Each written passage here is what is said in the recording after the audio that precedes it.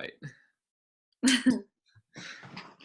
Well, hey everyone, we're doing this a little bit differently, kind of video conferencing, as Neely has been so gracious to us in just allowing us to barge into her time and what she's got going on tonight and hear from her and her heart about what it looks like to pour into our students and kind of highlighting a lot of the differences between guys and girls. If you watched the video that I released yesterday, you saw me kind of talk about as I was driving down the road. I watched this mom and her young son, and as soon as he found these retaining wall pavers, he couldn't help but that was an opportunity to start climbing on something. And when I go home to my girls, one of the first things they say to me often is, "Daddy, will you spin with me?" And they like me to put on a skirt and spin around the living room. And raising guys and girls is different, and wanted to bring in an expert who could talk about what it looks like when they become adolescents, when they get into those preteen and teenage years, and what does that mean for us, for parents, and how do we pour into them properly and according to their gender. So this is Neely McQueen. Neely, thanks for joining us. I appreciate it. Yeah, definitely. And just wanted to give you the opportunity to share. And as someone who works in youth ministry, works with both guys and girls, why don't you talk a little bit about your insights and how that relates to ministering and also parenting females? Sure. First, I wanted to say thank you to the parents, the Bridgeway parents, for being here tonight. As a youth worker, I can't tell you how important it is to partner with parents. And over the years, I've been in youth ministry for over 18 years, and I've seen the most significant life changes in students happen when parents come alongside us. And we realize we're not the primary caregivers, you are. And so it's a big deal that you're here tonight. And I just want to say thank you for showing up. I am a parent also, and I see some of these things as a parent and then also as a youth worker. So I've had a privilege to kind of dig into what it means to be a teen girl, and I kind of want to share a little bit of the insight I have about that with you. If you live with a teenage girl, you know it can be a bit of a roller coaster ride. And so I kind of want to just unpack 3 areas of a teenage girl's life for you a little bit. And I'm sure you're familiar with all these, but I just kind of want to spend a little time unpacking them. And I want to talk about hormones at first. And maybe that's a little overwhelming. Hormones are a bit crazy, but I think sometimes we underestimate the power of hormones or how they might influence our daughters, all of our teenagers actually, but specifically our girls. I found a list of things, of responses that students can have to hormones, and I just want to read you this list, and then I want you to think, it's not just one of them. They may, experience multiple levels of all of them. So I want to read this list to you, see if this is what your life is like. But this is things that can happen because of hormones. Acne, bloating, fatigue, backaches, headaches, constipation, food craving, depression or feeling blue, irritability, mood swings, difficulty concentrating, difficulty handling stress, feeling tense, and trouble sleeping. That's a lot of stuff. And if you're experiencing one or multiple of those and you're 15, that's a lot to take on. And we haven't even dived into brain development or what it means to live in the world of cultural impact and pressures. And so I just don't want us to underestimate the power of those experiences that our students are feeling. A lot of those feelings are very real, and they are very powerful in decision making and thinking about how we're going to respond to situations. And they actually are a driving force when you're hanging out with teenagers. And I'm sure in your home you've experienced those irritability, the mood swings. I'm sure you have. And I don't want you to discredit them. I want you to kind of maybe let them be okay. And then also kind of watch for them, because we've seen a lot of teenage girls have chemical and hormonal imbalances that make it harder to be resilient to the other issues that may come up. So just watch those hormonal issues and make sure they're not getting too out of whack. So those are the hormones. And then I want to talk a little bit about brain development. And I'm no expert. I'm not a neurologist by any means. But I do want to tell you first about a resource and then a little bit about what I have learned from this resource. And this book is called, it's called Brainstorm, The Power and the Purpose of the Teenage Brain. And that's by Daniel Siegel. And he talks a little about how the adolescent brain isn't fully developed.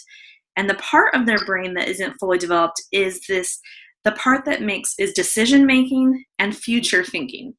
So their ability to think about what's going to happen in the future, or how this decision I'm making right now impacts the future. So you think about a teenager and all the decisions they're making, the experiences they're having, the hormones, and then you think that they might not have the full capacity in their brain to make decisions and think about how it impacts the future. I believe teenagers can be taught those things, but I don't think they come naturally. So we need to keep the brain in mind when we're talking about these things. And so then we have hormones, we have brain, and what's happening in culture. And I want to spend a few minutes just talking about what's happening in the girl world. It can be a bit crazy out there. So I want to talk about relationships. Relationships are huge. I believe females more than males are wired for relationship, and they are wired for connectedness with each other. Unfortunately, there's a lot of brokenness in relationships, in friendships, in families, and in relationships, dating relationships with the opposite sex. There's a lot of brokenness in our culture with that. There's a culture among teenage girls that it's not safe. Their friendships aren't safe. If you've ever seen the movie Mean Girls, it's this movie that tells you a lot about what's happening and how girls interact with each other, how they deal with relationships. And it's surprising that when you talk with your teen girls about that movie, you'll find that a lot of them are saying that's exactly what it's like. I think about when I was a teenager, and maybe when you were a teenager, and we talk about gossip. When I was going to gossip about a friend, I had to, call them on my dial tone phone. I had to call them there. And if they weren't home, I could leave a message on their answering machine, but then their parents would hear it. Or I could, see them at school in the hallway, or I could, fold up a sweet little note and pass it to them in class. But gossip was a lot harder. It was a lot harder to kind of make relationships not trustworthy. But now there's so many ways with technology and with students having different access to different resources to make friendships not trustworthy. And students are feeling that pressure. So we're seeing girls who are completely surrounded by people. We call them social girls, but when they define how they feel, lots of times it's lonely and isolated because those relationships aren't necessarily trustworthy. Families, your family may be a traditional family. It may feel functional, but they're surrounded by other peers who are coming from broken families, or families that have the appearance of being pretty solid, but there's some brokenness, whether dad's absent for work or mom is struggling with her own identity issues. And so there could be things going on, but our students are being exposed to how family should feel safe, but isn't always safe. And so that's happening. And then there's the dating relationships, and there's a real sense for girls that some identity, some worth is defined in how relationships are happening for them. If they're dating someone, there's some self-worth there. So there's a lot of weight put on what the opposite sex thinks about them. And I want to talk about that later when we talk about media and why that is. But we need to know that there is a lot of self-worth defined by the opposite sex. So that's kind of the relationship piece. I want to talk about identity, what a teenage girl is thinking about identity. Hopefully at this point in our lives, we've come to know that our identity is made up of multiple things about who we are. Our family, our work, our faith, multiple things. But for a teenage girl, it really comes down to one thing. And this is not correct, and it's a lot of time a cultural pressure, but identity for them is their body. They define themselves by their physical appearance. And I want to share some research with you that I think is really interesting that the University of Colorado did. And they interviewed a whole bunch of girls and they asked them about their fears. And this is interesting. They said young girls are more afraid of becoming fat than they are of nuclear war, cancer, or losing a parent. So the fear around their body is high. And when they asked them, what's your number one wish? Most of the girls said to be thin. 92% of young women in the U.S. want to change at least one or more thing about their bodies. And it would be interesting to do research on that 8% and figure out how they ended up so confident. But I actually think probably if they were pushed a little bit more, we'd find something else that they wanted to change too. They say that 50% of girls beginning at the age 11 are already considering dieting. So it's at a young age they're associating who they are with their physical appearance. And then 95% of girls will struggle in some way with their physical weight and their physical appearance. So it's when we talk about those numbers, when we throw them around, we can assume that most of our girls are really struggling with how they see themselves. And what's happening, and we've seen this strange cultural shift in what we call self-harm. And it's kind of become a little normalized, which I think is alarming. But we've seen girls be more willing to hurt themselves, to bring harm to themselves, to achieve goals that are standards that are not realistic. And so we need to be careful that when we start talking about identity and physical appearance, even as parents, how we communicate that to our daughters, because there's a lot tied into what a teenage girl thinks about herself based on her physical appearance. And I'd like to believe that we have the ability to help her see a broader view of that, but that may not always be the case. So we've got relationships, we've got identity. We want to talk about media really quickly. There's tons of media to cover. It's a multi-billion-dollar industry marketed at teenagers, and adults sending agendas to teenagers, specifically when we want to talk about teenage girls, about what it means to be beautiful, what it means to be relationally, what is sexually active. Magazines, we're talking magazines. A statistic said that within 3 minutes of looking at a teen magazine, a girl is already feeling depressed. We could talk about the music our students are listening to and what it says about being a woman, about being in a relationship. There's a lot of TV shows. I kind of want to talk about some statistics about TV shows. There is a statistic, I can't say that word for a second, about the sexualization of teens. And what it was saying, the statistic said, was that 1.18 incidents of sexual activity happening on the screen is with a teenager involved, compared to 1.29 sexual activity with adults. So what we're saying is, basically on TV, adult and teen sexuality is the same. It's happening at the same level of occurrence. And then this is crazy. Based on the American Psychological Association, they say that 93% of the sexual activity happening on screen with teenagers is viewed as unhealthy. Unhealthy meaning that it's inappropriate behavior, it's borderline abusive. So there's a lot of stuff happening on TV.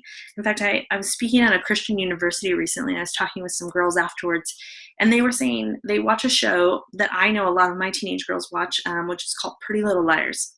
And in this show, there originally was a relationship between a student and a teacher taking place.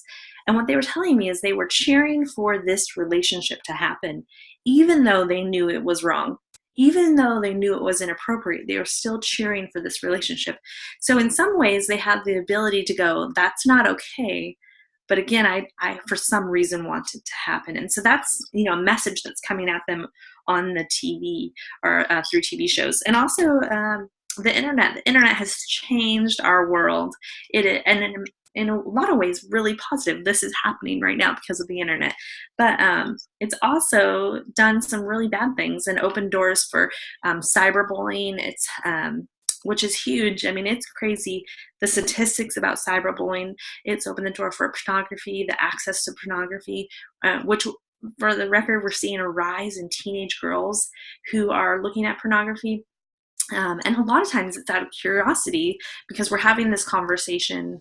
We're having to have this conversation with our teenage boys, and it's raising the curiosity in our teenage girls. And then again, with that brain development, what's happening, the brain is so interesting when teenagers, girls and boys, are looking at pornography, the endorphins that are being released in the brain. And so a teenager is way more likely to get addicted to something like that because of what happens in their brain. And so even girls who we wouldn't necessarily think that would be a normal issue for, it can be an issue for.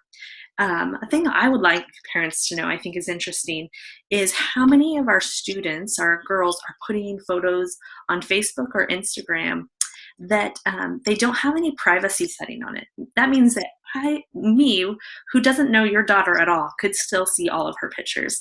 And that should be a concern for me, and that should be a concern for you, that I think they're saying over 60% of students aren't putting any privacy setting on them. So even teaching our students how to do something simple like that is a big deal.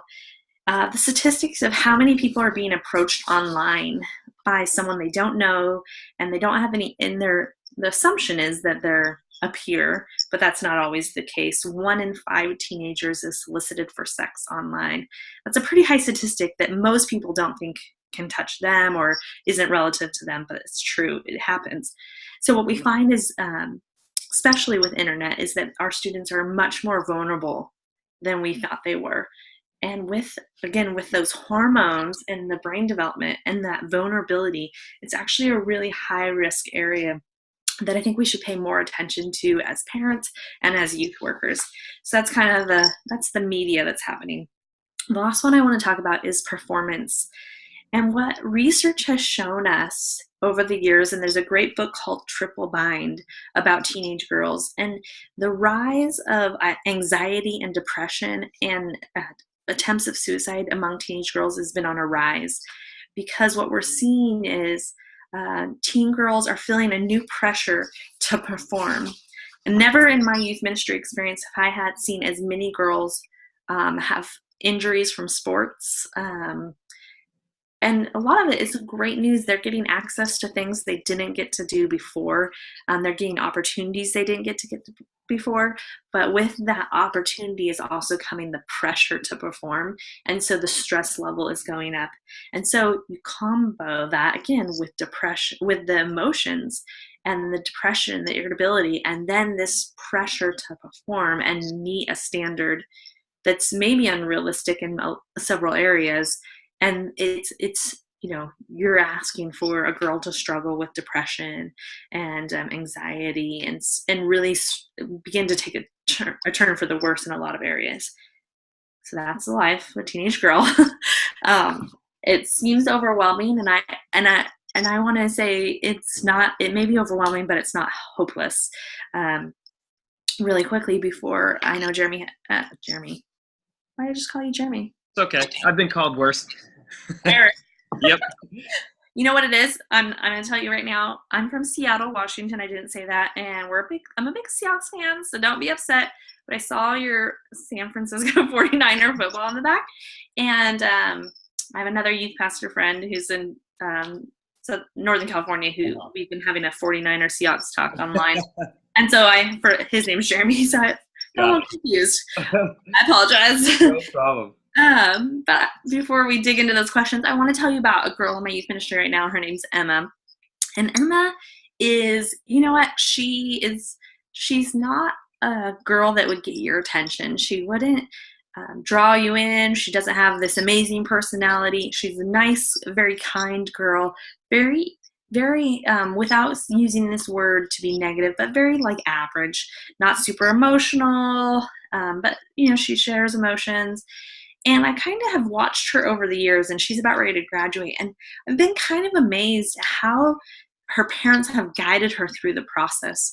And so I kind of just watched her parents and wondered, what have they done that has helped Emma be successful, has helped Emma be resilient to all these things going around? And I kind of just watched them, and these are a few of the things that I noticed that they do with her.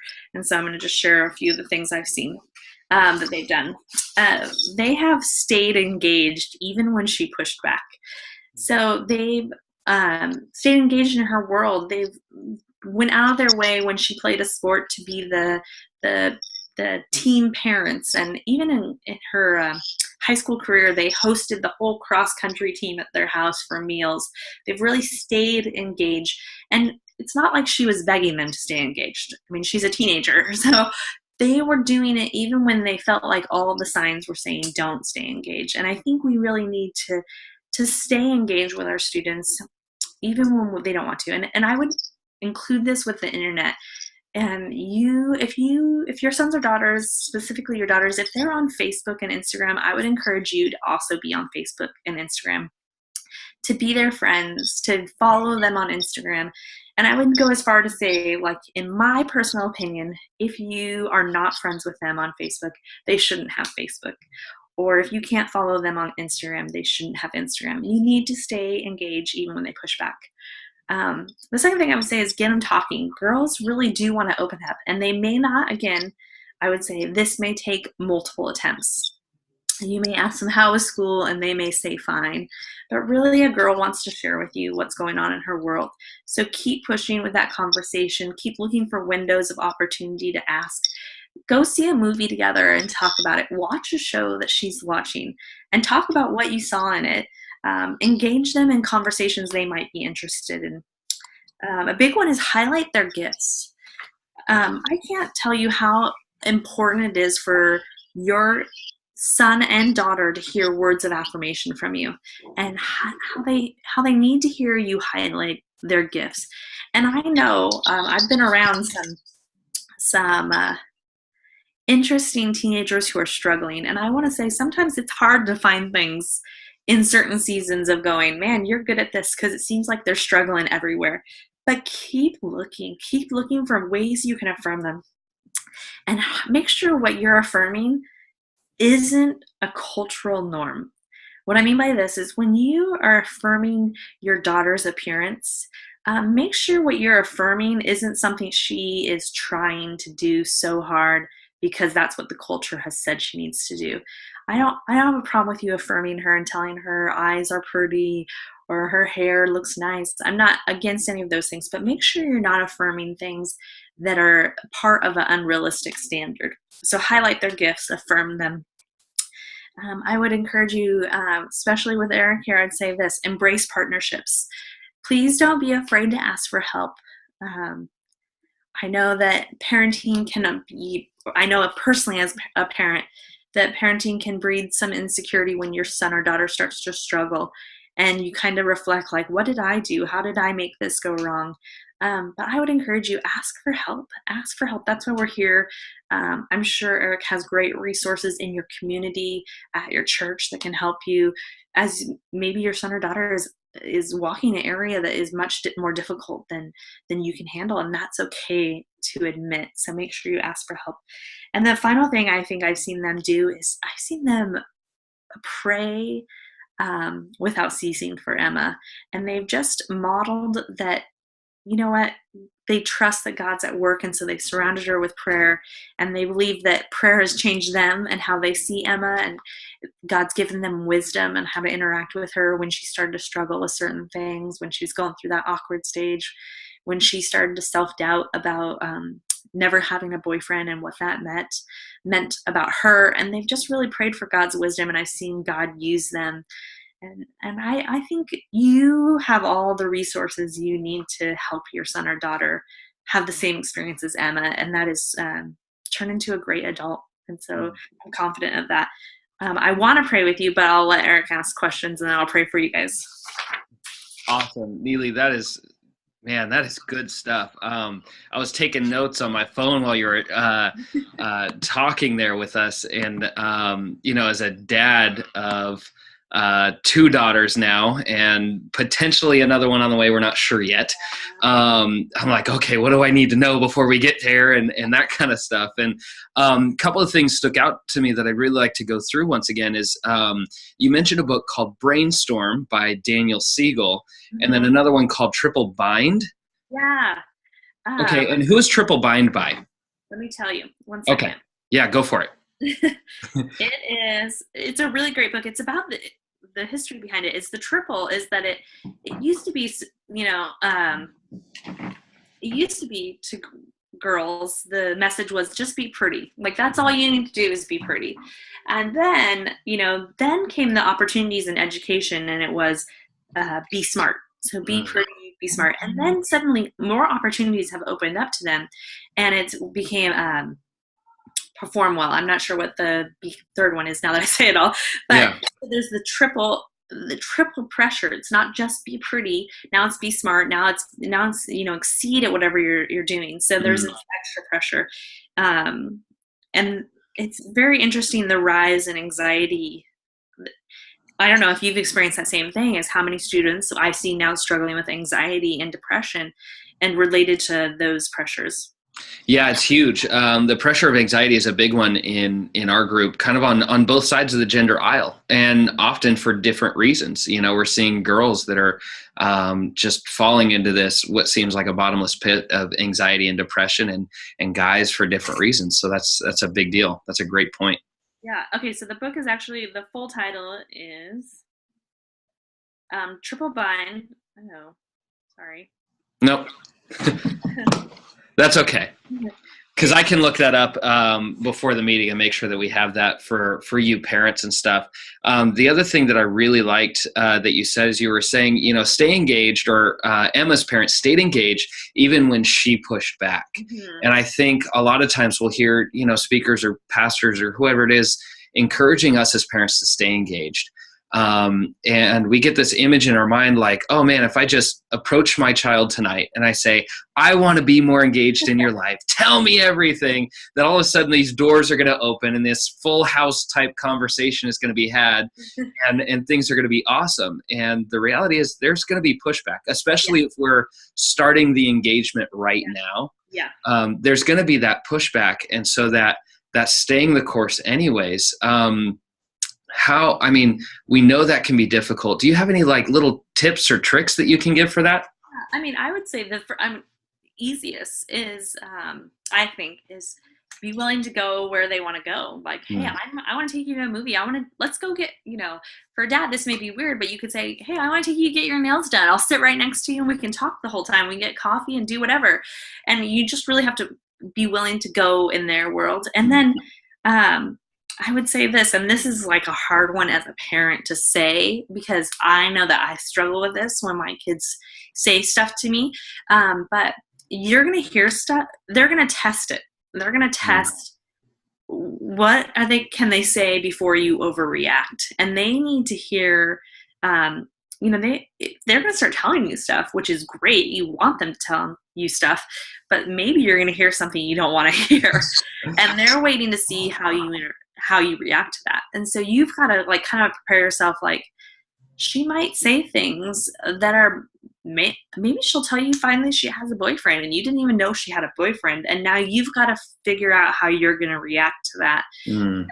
You could choose to react to that in a way that goes, oh, you don't really want to know.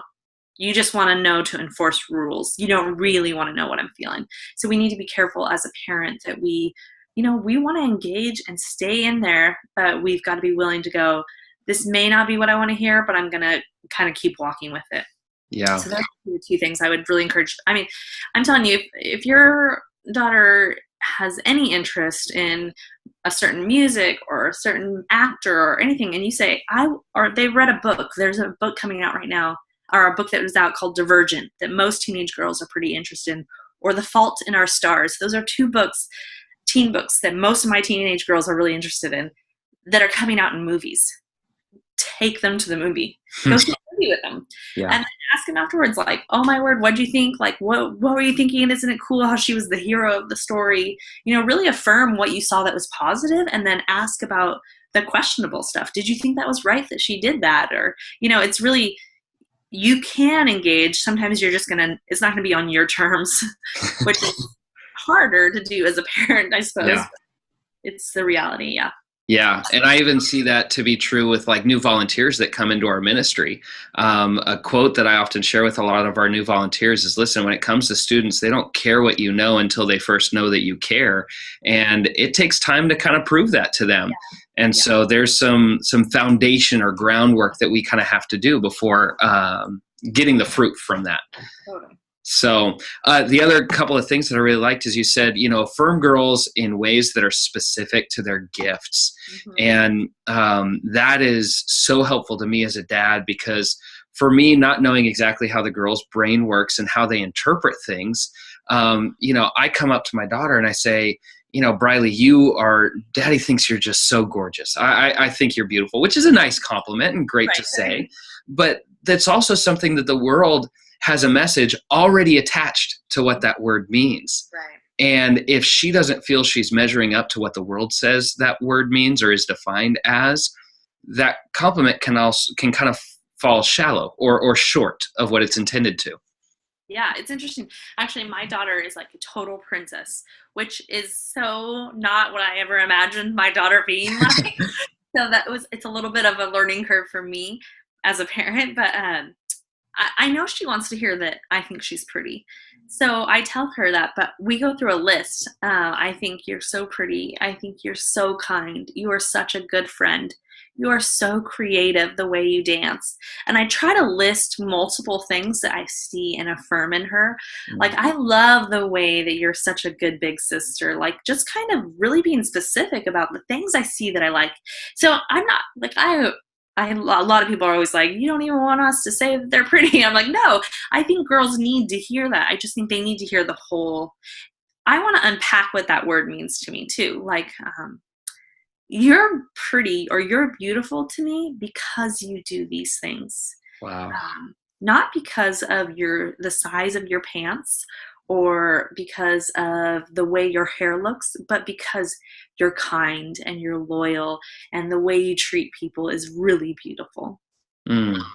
You know, there was a girl in our ministry who posted a picture of herself on Instagram, a selfie, pretty common with a lot of middle school girls, and she's an attractive young girl by, I guess, what the world would say is attractive. And I'd seen that picture, and I made it a point to kind of come up to her this last weekend and say, I saw that picture, and I realized that you're getting lots of compliments, and everyone knows what you look like. But I think what a lot of people don't really tell you is that you're a leader and people are looking up to you, and you have a strong gift of encouraging others and looking out for others. And the smile on her face to hear that meant way more than all the comments that were on Instagram saying, OMG, so pretty, or OMG, your eyes, or all of those things. Right. No, totally. I mean, it's amazing because I really do think girls aren't getting affirmed enough in those areas. And so when you start to speak the potential into them, it's kind of amazing to see what can happen in a girl's life, for sure. Yeah. It's actually interesting for parents. I saw this very interesting video about girls. It was called Selfies. That's what triggered it.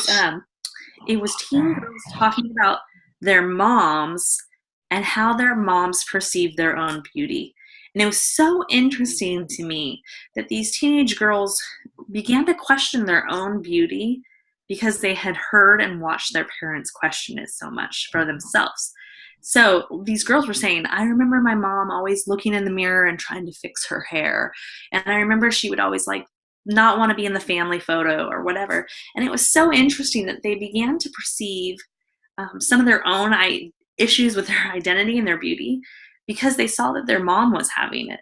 And so I just thought it was so interesting to me, like, not only do they need to hear from us, especially as moms and women, that, we're not defined by these things. They need to see us kind of owning that we're more than our bodies, that we're more than our physical appearance.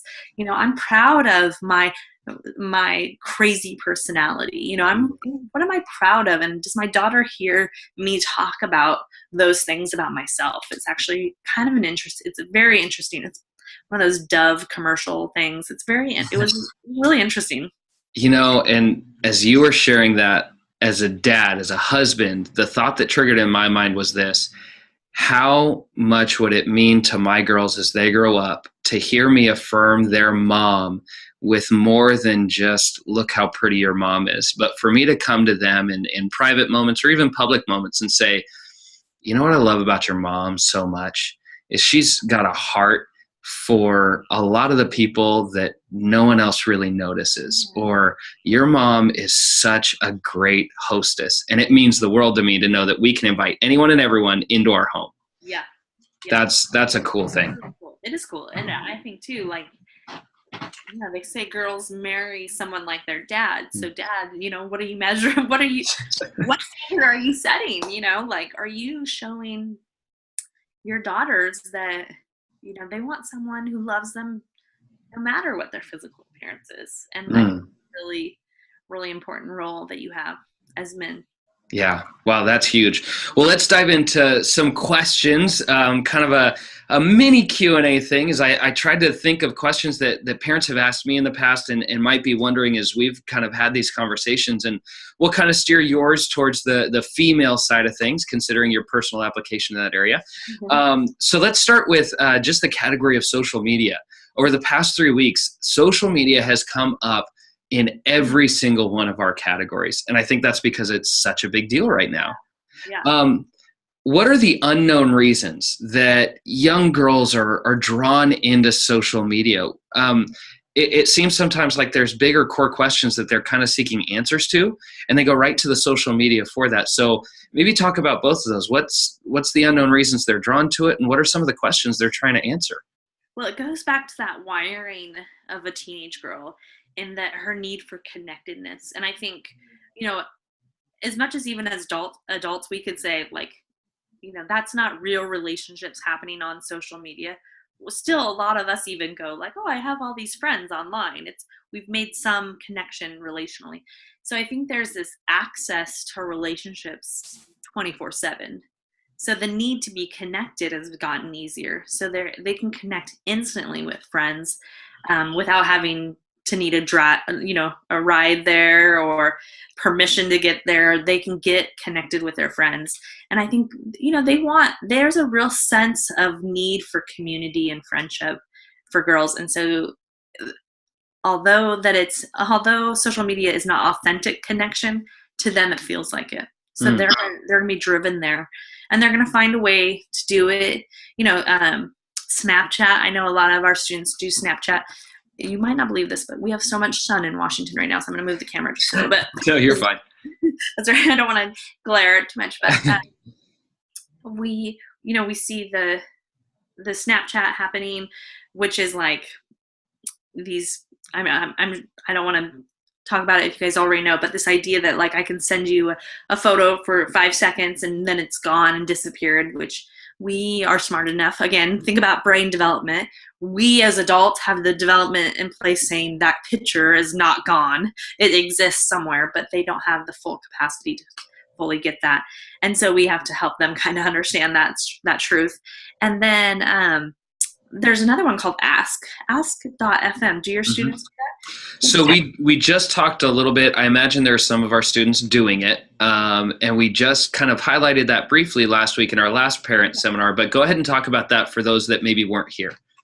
Well, so again, this is just a website where students can anonymously ask questions of their friends or people they don't know from school, or they know from school but don't know well, and they can ask these anonymous questions. Again, it's this idea I want to be known, so I put myself out there to be known and connected.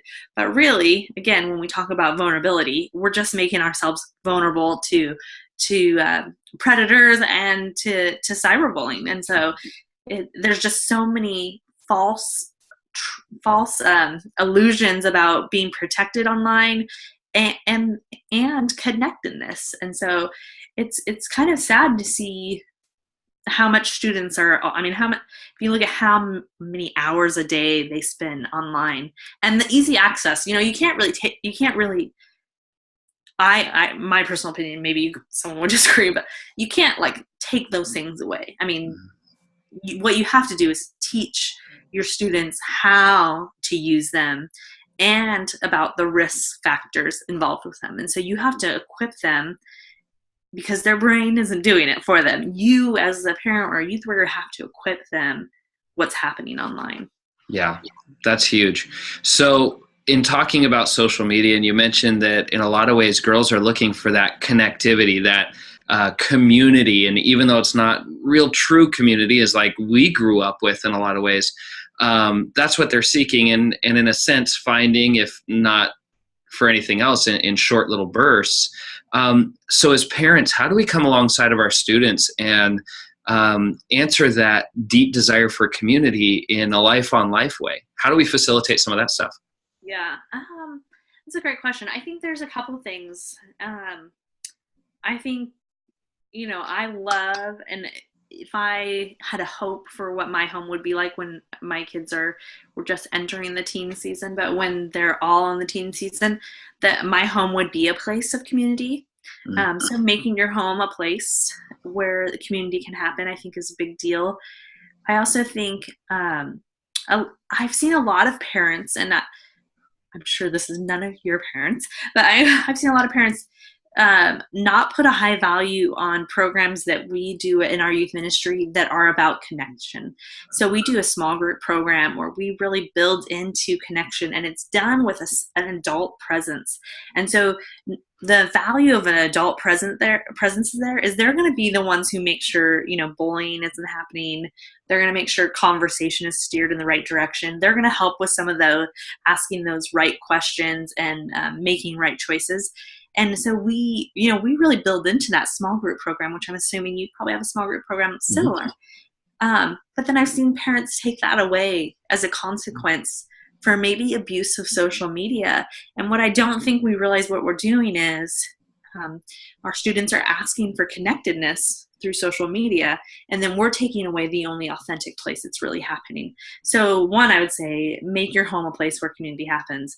And then two, facilitate and make possible, that they can be a part of when community is happening at church. Wow. And I want to underline that point too, because that's important to me as a youth pastor, and not just because, I care about numbers and who shows up and that kind of thing, but what a powerful point to make, to say, in response to not getting homework done, bad grades at school, or abuse of social media, or those types of things, our response is, well, we're going to take away the thing that you love, that we see you enjoy, and that'll teach you because you're missing out on it. But really, there's that underlying message of, here's actual community, and we're going to remove you more from that. Right. So that's a big deal. Okay, so that's huge. I think those things are huge and very helpful in the eyes of social media. So let's shift a little bit and talk about friendships and influence, as both of those are a big deal to girls especially. And parents, if you have a son, don't worry, we're going to get into the boys' side of things in a little bit, but want to capture Neely's time as much as we can. So with friends and influence, what kind of goes into how girls choose their friends? Like, how do two girls become besties? Yeah, well, the same way adults do. Sometimes we're better at hiding it, but it's the commonality. It's the shared experience or shared the thing that I identify with. So I kind of joke, we joke a little bit like, oh, those girls wear pink on Wednesday. That's what makes them, their little group.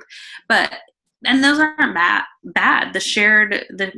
What's the affiliation? The shared affiliation is not a negative.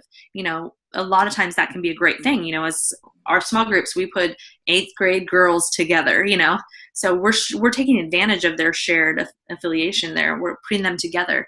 And so that's a positive thing.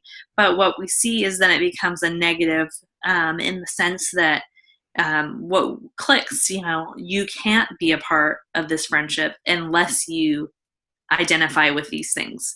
And so you see girls it's actually for teenage girls, it's the number one way girls feel bullied, when they become isolated and forced out of relationships because they're not identifying anymore. So I'm trying to think of a great example, but let's just say pink. Say pink is it. This shared group of friends, they wear pink. That's their thing. Well, one of the girls decides, oh, I look good in purple. I didn't realize. And jewel tones are my thing. Yeah, the funny thing is I'm having this conversation, but it's not like it hasn't happened. Right. Again, we'll blame that on hormones. But so the girl decides that she's going to wear purple, and this group then says, well, you're no longer welcome with us. And so they isolate her. They box her out. They actually tell, one girl may say, if any of you talk with her, you'll also be boxed out. You'll also be isolated. And so it's not a bad thing that they share the commonality. But what happens is it can easily turn into, you have to be exactly like us in order to fit in. And so it's this edgy, fine line that these girls walk with, trying to identify with friends and build relationships. Mm, that's huge, and I know that there's a variety of things that can connect students together, and some are, inconsequential, while others are kind of more of a big deal. So, let's say, for instance, there's some girls, whether it's school or at youth group, who find a commonality, and let's say that commonality isn't exactly the most positive thing in the world. In fact, let's go ahead and say it's actually just downright bad, and parents take note of it, and they realize that the girl that their daughter is hanging out with, or the group of girls, it's just not healthy. It's not a good situation. How, as parents, can we come alongside of our daughters and speak into their friendships and say, hey, those aren't the people I want you hanging out with? Because the reality is, if I, as a dad, go to my daughter when she's older and I say, I don't want you hanging out with that girl, what's the first thing she's going to do? She's going to call up that girl and they're going to hang out. So, what do you do? So this is actually one of those areas where I feel like, as a parent, this is a tough area for you. And this is where, when we talk about affirming those gifts, it's actually really going to come into play. I can think of a girl, for example, who has been out of our ministry now for 10 plus years. So she's since successfully graduated from college, living in Turkey, doing some missions work. So good things are happening. But she started battling with an eating disorder, and kind of ironically formed these friendships with other girls who were battling eating disorders. It was like they had this common ground. They would talk about their little secrets on how to lose more weight. And so her parents were like, this is not healthy. This is not great. And so they were like, how do we help her build other relationships? Because what you have to do in some ways is provide an alternative. Like, you can't just say you can't hang out with them. It's just not going to work. You're right. It's going to strengthen the bond. So what they did is they knew that their daughter had a high interest in the arts and drama, and just even like art museums. And so they as parents, made some decisions that weren't necessarily financially easy or scheduling easy, but they decided they were a priority. And what they did is they got her in some extra activities with drama and with art, and kind of provided opportunities for her to build other relationships that were positive and not this negative one. And so it wasn't so much they said you can't be friends with them, as they just tried to provide a healthy alternative. And also they really she was really plugged in at church. And actually one of these girls that she befriended that was also struggling with the eating disorder was at church. But then again, that's the partnership piece with the youth workers going, hey, I've noticed my daughter is doing these things, and I think this other student is, can you help us with this? And allow us to kind of walk with you and us to monitor relationships that are happening in the youth room. But it was really cool to see her then start to flourish in drama. And they paid for her to do some acting classes, and they also paid for her to be in an art program during the summer. And it really did. She got these really cool friends who had same interests as her, and who kind of helped us, take the attention off this one issue. So I think that's the thing as parents that you have to figure out is, how do I support the strengths and gifts in her that help her to see that she is worth better decisions and worth better relationships than what she's currently choosing? Wow, that is so huge, and I'm so glad that you mentioned that, because I think it's almost like in changing up dieting and what you're intaking and stuff. What I've heard and really should listen to more often is, it's not good to just say, oh, I'm never going to eat apple pie ever again, and just remove it away.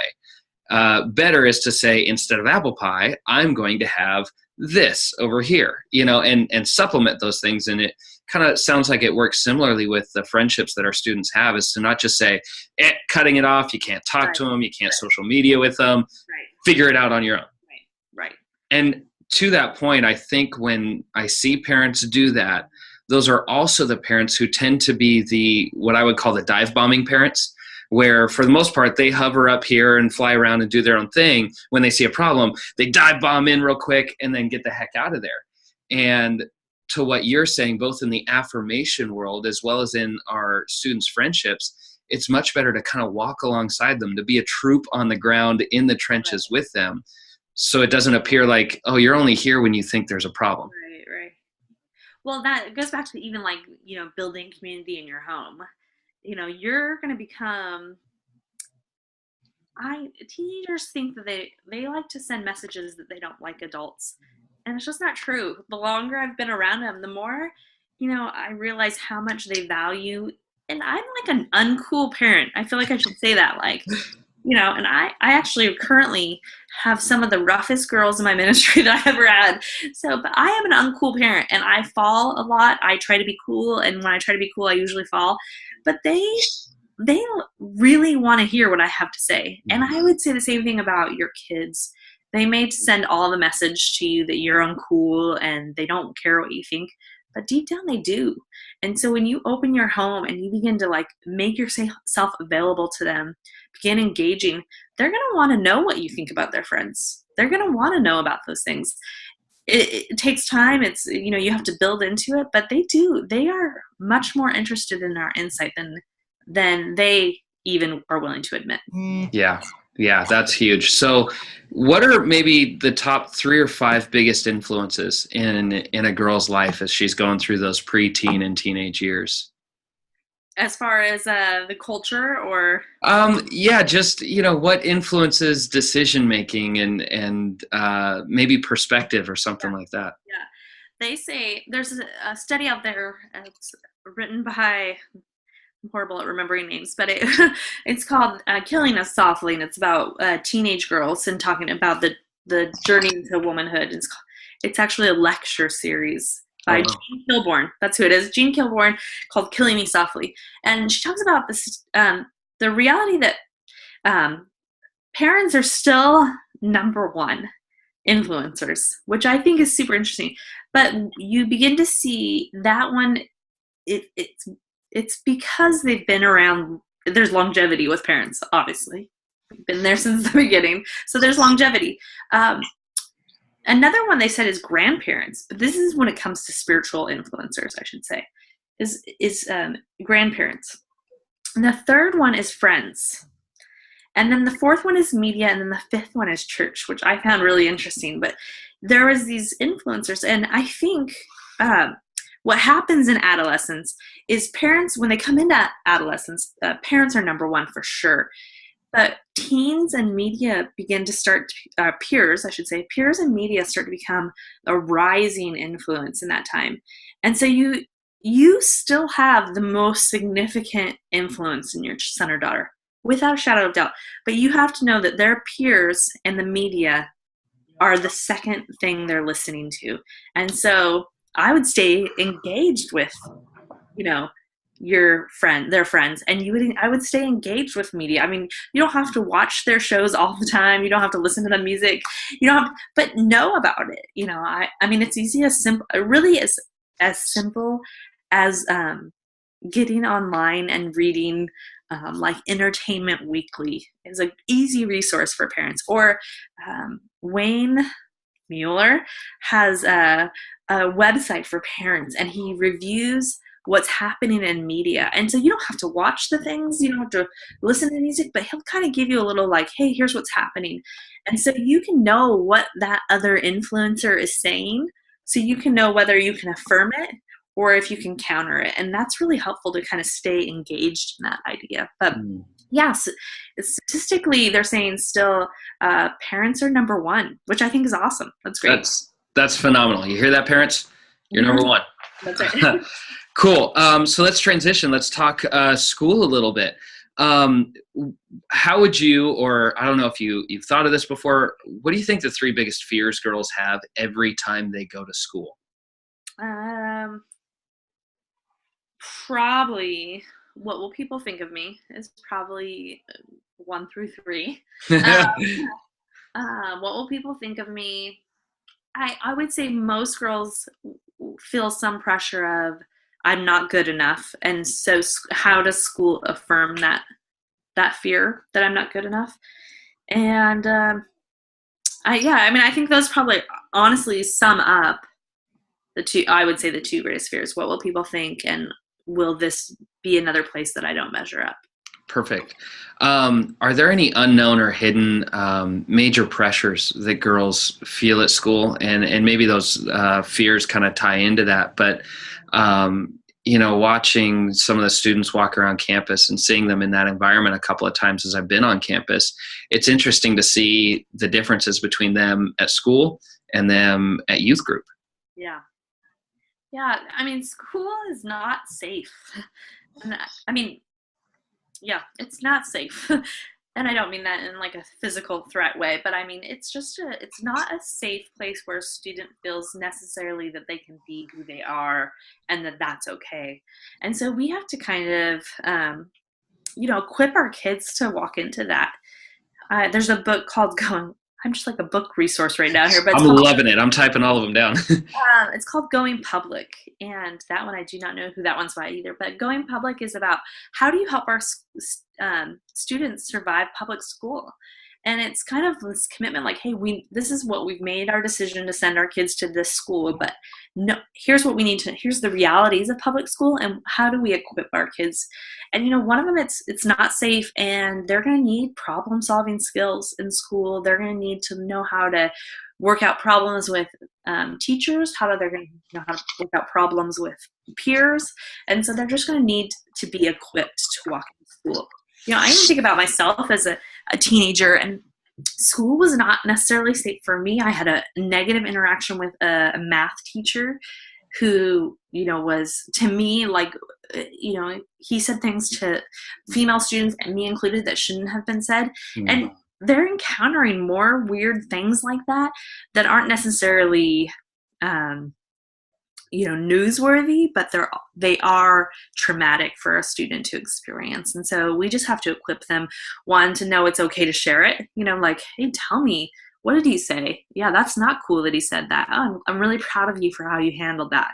Equipping them, affirming that, walking with them, just knowing that school can be a little bit of a dangerous place.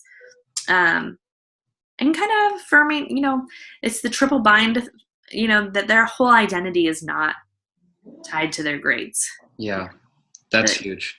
I want you to do well in school, and it's really important to me that you work hard, but if that means you never have an A+, but you work hard and you get C's, and I know you're working hard, then that's great. We're going to affirm that in you. So. Yeah. It's interesting you mentioned that school isn't a safe place, and relatively it should be physically, and you mentioned your own personal experiences with a math teacher. And I know in our area at a local high school, we just had I think 2 different teachers arrested for sexually explicit text messages with students. Yeah. We just had a young man of 18 years old, senior in high school, arrested for sexually explicit videos and lewd acts with minors. So this is stuff that's going on right now in our own local area. So it's important for parents to understand the environment that their students are stepping into in middle school and in high school, and to equip almost proactively as opposed to reactively. Yeah. Well, and I think too, I've been trying to say to my students, like, if you see something, say something. Because there's a weird, it is sad, the culture, what has been normalized. So you're talking about what we just talked about, 93% of the sexual activity happening with minors on TV is unhealthy. So what that's doing is that's normalizing that behavior. Like, that's normal. And that's frightening to me as a parent, that some of that, I think it was in Missouri, there recently was a girl who came out and said that, a football player sexually abused her, or sexually molested her, and the town rallied against her, So she attempted suicide. She lived, but she attempted suicide because, instead of getting behind a girl here who's saying, this boy took advantage of me, the town stood behind the boy. And that, it's unfortunate, and it's, the statistics are low, but it happens. And so what does that tell a girl? It's not safe, one, for me to be there, and it's not safe for me to tell the truth. So how do we make it safe for them to tell us the truth about what's happening, and support them? And even when it I saw a post, someone wrote an article about like, when do you believe a student when they talk about sexual abuse? And the end of the article was always, Always. Yeah. always, always believe them. And you always walk with them in that. You always believe them. And so you want to listen for the things your students are saying and affirm them. Yeah, that's key. Okay, so let's talk about our last couple of things here. One being home and family. What makes home a place that our daughters love being? You know, like we see the sitcom or the family drama show that always shows the teenage daughter full of angst, never wanting to be home, always wanting to leave, you know, I hate you, mom, and storms out, you know? How do we do the opposite of that? How do we create a place that our kids want to be? Yeah. Well, I think a lot of it is about, I was going to say food. Just have a pantry full of food. That's a big deal. I'll be there. That's the first thing. I think like some of it is too, and I think this is an interesting, again, another fine line of like being an available parent versus trying to be a cool parent. Like, I think there's this fine line of like, you really want to be available, you really want to be present, but you're not trying to be their buddy. You're not trying to fit in with them. You're trying to be, you know, clearly you're the adult, they're the child. And so you're trying to build this fine relationship it's a safe relationship. We're engaged, we're talking together, but I'm not trying too hard to be like you. I'm actually the adult, you're the student. So I think that's a fine line to walk, but I think really the honest answer is that you're a parent who's willing to engage. You're engaging, you're opening your home, which requires presence, which I know for a lot of us, that's a big deal, is how do we make ourselves more present and more available? You're staying engaged, and I really do not underestimate the power of food. That's huge, especially with teenagers and especially with teenage guys too. So I think that one works both ways.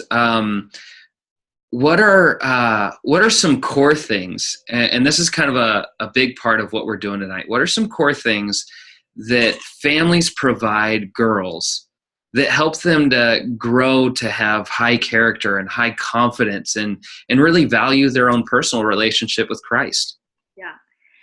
Stability. That really is one of the biggest things. There's a study on what makes a child resilient. And so when you talk about hormones and brain development and cultural pressures, what makes a girl resilient in all of those things is stability, is that there's somewhere where trusted routines are happening, somewhere where trusted relationships are happening, and it's stable. And I know it's not always easy with, you know, job and financial issues to provide some stability, but that really is like a core thing we can provide for our sons and daughters, and specifically our daughters, as they're walking this really sketchy world, as things aren't consistent, you know, people aren't consistent with them, culture's not consistent with them. But when we as parents come along, we say, we're going to be stable. We're going to provide this stable, you know, and even our ability to handle trauma and pain and how we handle it in a stable way is really important. Or to even acknowledge when we don't handle it in a stable way, you know, like, hey, I blew it. You know, I heard this news and I lost it, and I apologize. That was not the way to handle it. And that is actually a layer of stability that we can trust that you're going to be stable in your responses. So stability is a really big thing, which ties into consistency. I think when we have babies, we understand the importance of routine, but I think we need to know that our teens also need a similar routine. They need some routine and structure in their life, and they need us as parents to provide that for them. So I think that's really big. I would say, as a youth worker, I would say we can model. There's so much that shows that students only reproduce what they see parentally in their faith. So you play, again, a significant role as an influencer in how your son and daughter, specifically your daughter, views faith. And so I would make that's a core value, is you've got to model what it looks like to have faith. And then I would go back to that affirmation. Like, you are more than anybody in the world, your daughter needs to hear from you what her gifts are. A youth worker can tell her, a teacher can tell her, and she might even say, it was so meaningful to me when my teacher told me that I was really good at this. But I'll tell you right now, it wouldn't matter that her teacher said that if you hadn't said it first. So it really matters that you're affirming who she is and her gifts. That's huge. That's huge. And one area that I want to talk about with home and family, and this is kind of a real relevant one with our context here at Bridgeway, because we have a lot of families who attend Bridgeway and their students come to our student ministries group, but they're living in the reality of a split home. And there are a number of families and a number of students who are engaging with that type of environment of a split home where, mom's a part of the church, but dad's not, or dad's bringing them to student ministries, but mom either lives outside the area or just has no interest in engaging with that. What are some extra things to think about for our daughters if we're in a split home situation? Yeah, that's a tricky question, only because every situation is so uniquely different. Both positive, there's situations where I've seen split homes that have made it work seamlessly. I mean, they have just pulled it off, and that's like that takes serious maturity on parents' part to make that work.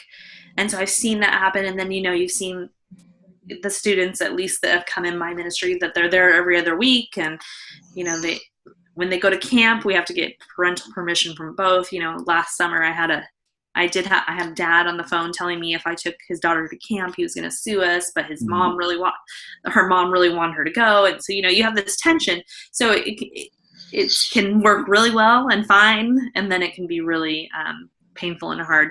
And I would just go back to stability. Like, as parents, you have to agree that stability is core to helping your daughter be resilient in these situations and survive these situations, because she's gonna view relationships, she's gonna view her identity, she's gonna view her self-worth, and she's gonna view her sexuality in light of how you guys figure out how to manage your split.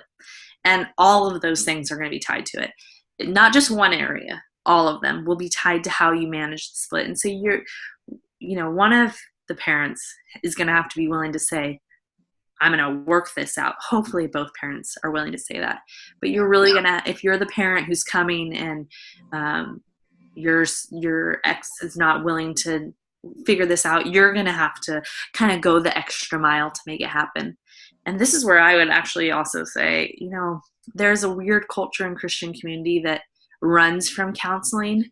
And I would say counseling is one of the ways you can partner to help your son or daughter, specifically your daughter, thrive and survive the instability that divorce causes, because your son or daughter needs stability so much.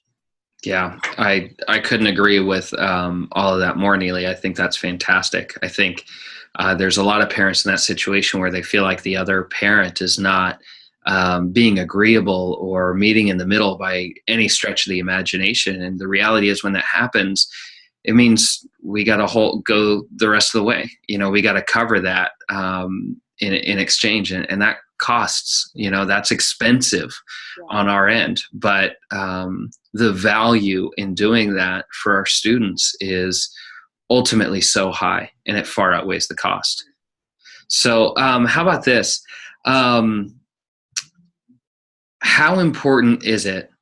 And you mentioned counseling, and I think that kind of goes along with this idea, but how important is the, other community when involved in a split home situation? How important is rallying other families, other parents, other adults into our daughter's life when coming from that environment. Yeah. Well, and I think it's interesting that I think as a culture, we talked about community and connectedness, but as a culture, we kind of run from it. And I think community is essential. Because there is some stability that when you can't provide that stability, there are other people who can provide it. And that's where, you have to figure out your situation, and you kind of have to go, okay, this is an area that could be a struggle for our daughter. So how do we surround her with others, or how do we surround her in a way that provides stability in that? And so that's, if in my view of how when my kids are teenagers, I'm only like 1 year away. So believe me, I have deep respect for parents of teens, but I think about, I want to partner with the youth pastor, with his small group leader, his coaches, his other parent friends that come from,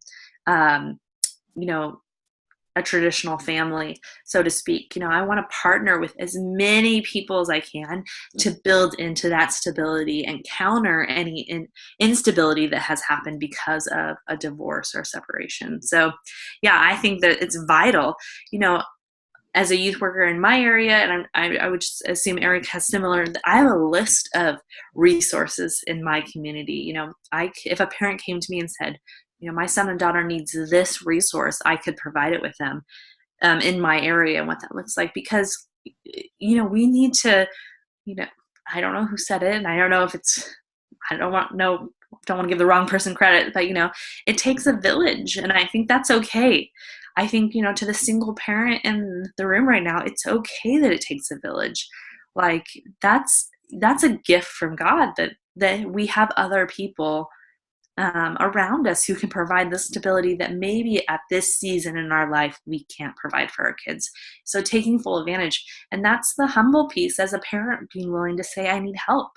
And, I don't like to say it all the time. I don't like to admit that I have that weakness or I might be messing up. But we've got to be willing, for the sake of our kids, to say, I need help in this area. I can't do this alone. Yeah. That's huge.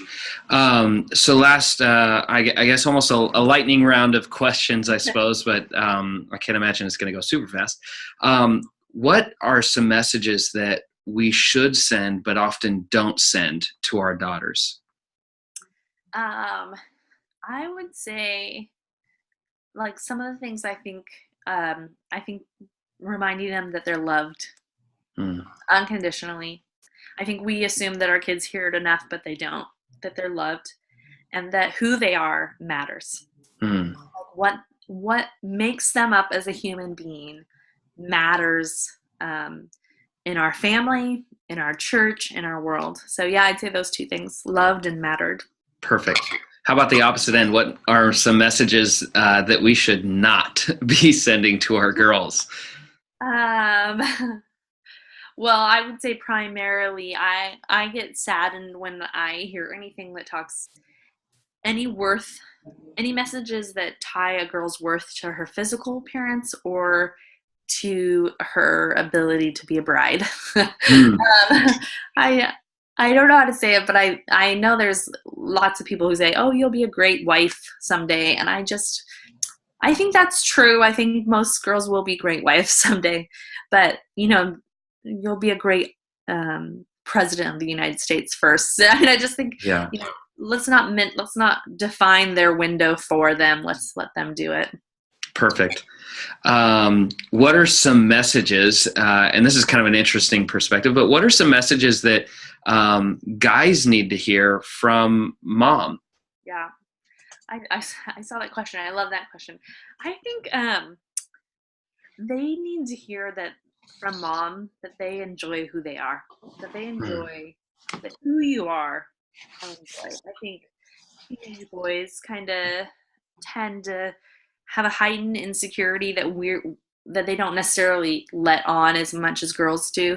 And so I think they just need us to remind them, you know what, you're a great person. Like, I really like who you are. And coming from a mom, I think, is a big deal. I think it's important.